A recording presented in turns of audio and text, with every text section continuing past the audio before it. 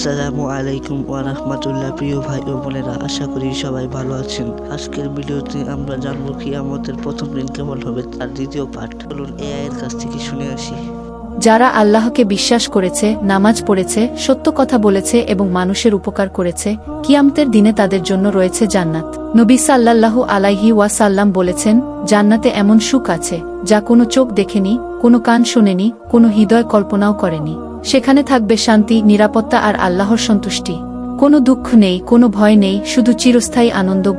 জাহান্নামের শাস্তি, অন্ধকার পরিবেশ, মানুষ অনুতপ্ত, মাথা নিচু, আর যারা আল্লাহর আদেশ অমান্য করেছে, অন্যায় করেছে, জুলুম করেছে, তাদের জন্য রয়েছে জাহান্নামের শাস্তি।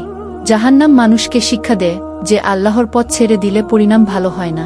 সেদিন অনেক মানুষ আফসোস করবে এবং বলবে, হায়, যদি আমি সৎ পথে চলতাম। আমল অনুযায়ী মানুষের মুখ দুই ধরনের মানুষ, একদল আলোকিত মুখ, একদল চিন্তিত মুখ।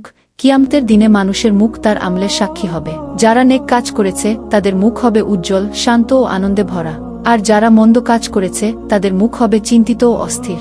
সেদিন মুখ লুকানোর কোনো জায়গা থাকবে না, সব সত্য প্রকাশ পাবে। কিয়ামতের দিন মানুষের ভয়, মানুষ ভীত। কেউ মা বাবাকে ছেড়ে যাচ্ছে। কিয়ামতের দিন এত ভয়ঙ্কর হবে যে মানুষ তার সবচেয়ে প্রিয় মানুষকেও ভুলে যাবে। মা তার সন্তানকে, ভাই তার ভাইকে চিনবে না।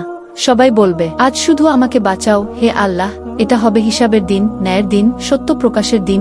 তাই এখনো সময় আছে। সৎ কাজ করো, আল্লাহর পথে চলো, কারণ কিয়ামতের দিন আর ফিরে আসার সুযোগ থাকবে না।